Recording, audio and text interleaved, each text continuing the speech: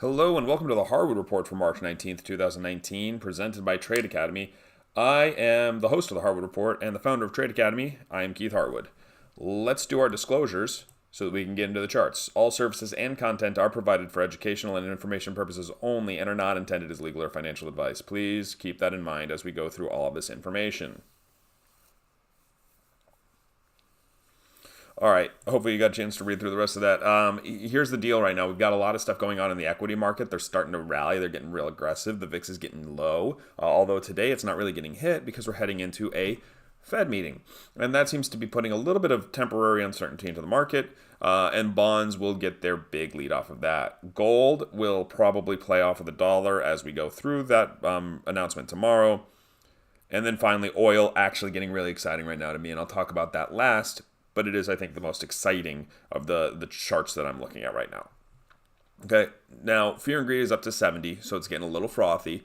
I just kind of look at the historical on this. It doesn't mean that we have to get a pullback by any means. We can kind of stay up in this area like we did for much of, to the summer of summer of 2018 without really having a pullback. So that little minor pullback you can see there kind of correlated with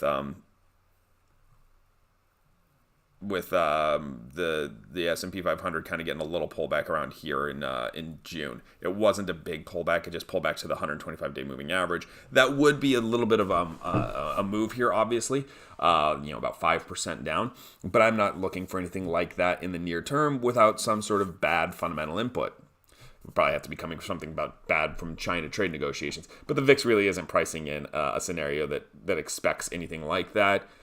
In spite of everything that we've kind of had going on over the last, 6 months. When I look at the charts themselves, it's pretty interesting here. We did get that breakout above the high here. We're fully above the November and December highs. It really looks like we just want to get back up to that 291-ish area. So that's about 3 to 4% higher from here, gets us back towards these highs from October, and then we see if the market has followed through from there. That's just the way that this is looking to set up here after this little minor dip that got bought pretty aggressively and pushed through.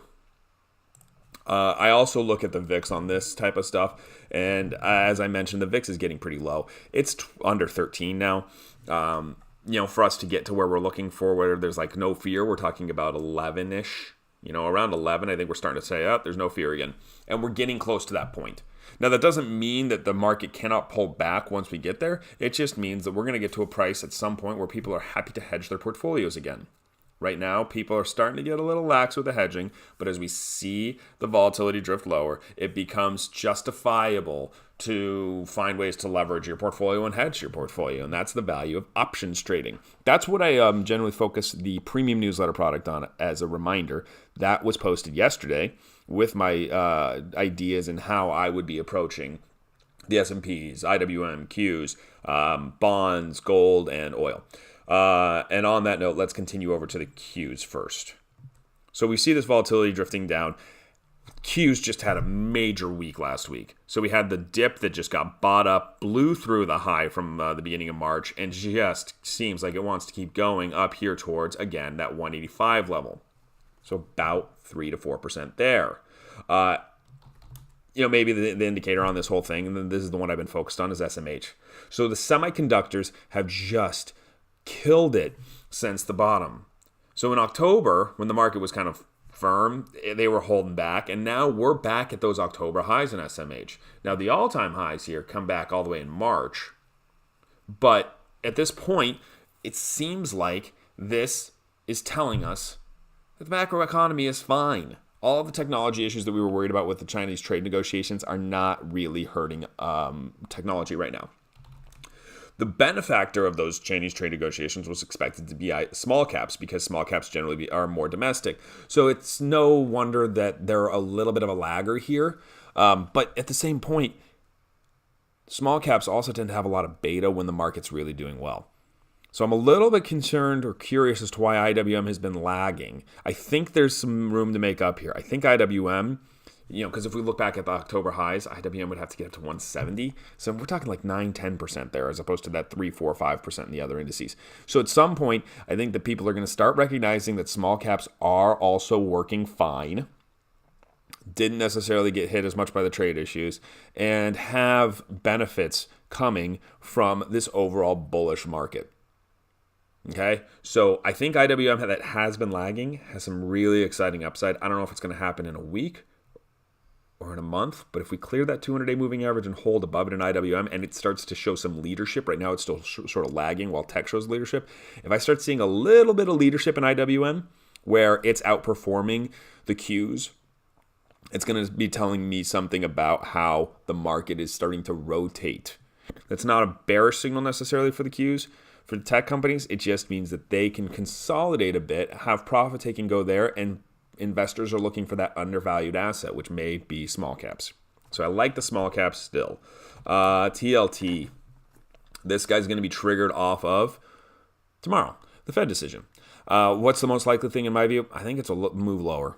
If I had to pick, I'd say lower, but that's a fundamental input. Off the technicals, there's really not a lot of clarity here. Volatility is kind of cheap, though, so there's some options plays when the volatility gets cheap right before an event.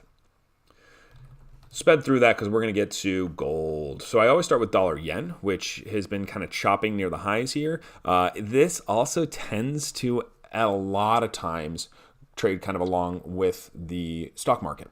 Okay, so when the risk appetite is risk on, people tend to be buying dollars rather than yen. Yen is kind of a safe haven asset. Okay, so when we don't need that safe haven, we tend to see dollar yen firming, and that also tends to correlate to gold falling. Well, right now, gold had a big spike with dollar yen kind of firm, and it looks to me like gold has some serious downside. So I think what's being priced in right now in gold is a little bit of a change in portfolio allocations that came due to what we saw in in October, November, December, where the market was turning around. People said, yeah, I need to have some commodity exposure.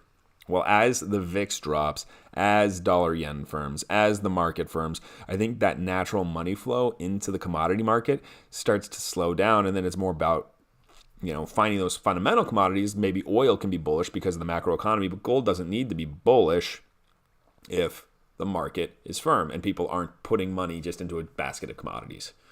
Volatility is very cheap in gold, very cheap in silver. And I think there's some serious downside here. And I'm looking at these moves and thinking to myself, wow, silver could get back down to $13.75 where it was in October, November, December. Gold had been firm relative to silver. So that downside's down to like 116, 115. So maybe the initial break comes from silver and the follow-up on gold. And I think there's some interesting plays there as a result. So I'm really looking at the downside on gold. Maybe the trigger is just getting through tomorrow's FOMC decision. But with volatility this cheap, I can get leverage and really well-defined risk in case I'm just absolutely wrong. And that's the joy of options. Let's go to oil, though, because this is probably the most exciting sort of setup I'm seeing right now. So you can see oil finally showing some strength here. Notice how weak it was in October, November, December as we started talking about, the Chinese trade negotiations going terribly and the macro economy is getting slammed as a result. Well, we had a spike back to this kind of December level of consolidation, and we consolidated there for a while. And we had a little bit up and then consolidated. I think that people are starting to put some ideas, some money into the oil market, recognizing that if the global economy is strong, oil demand will be there. So as that demand continues, there's no natural resistance here until we get back up to at least 14 in USO. Right around here. Maybe we get some natural resistance. Maybe there's a little bit here at 1290 for the 200-day moving average. That is still 5% away. And then that 14 level, that's like almost 15% away. Okay? So that's where this gets exciting to me, is this oil stuff. And as oil firms, I would expect to see some serious money flow into oil equities. So XLE has been really cool here because it got back to that November and December level, but hasn't really broken out. Okay, so it didn't get hit quite as hard as oil, flat price initially. So oil, remember, was downtrending throughout this, and then we got the chop here. But it's got some serious upside here if oil's going to be firm. These producers, the energy select, the oil companies do well oftentimes in high price environments because they can improve their margins.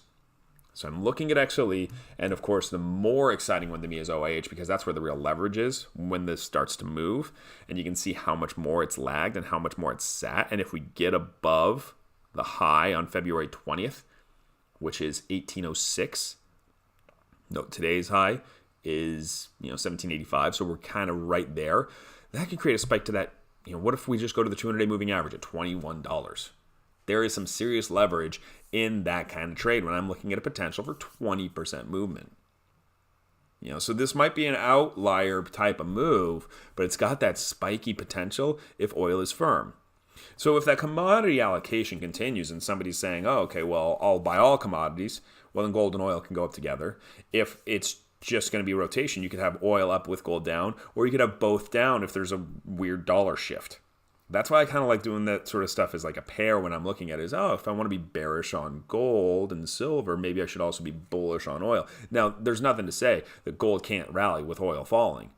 For example, if people are really, really concerned about the global economy and we expect maybe getting back into quantitative easing, gold will rally and oil may be falling because of a bad macroeconomic global situation. But that's not what all the other indices are telling us. We're not seeing a bad macroeconomy in all of the other charts and data.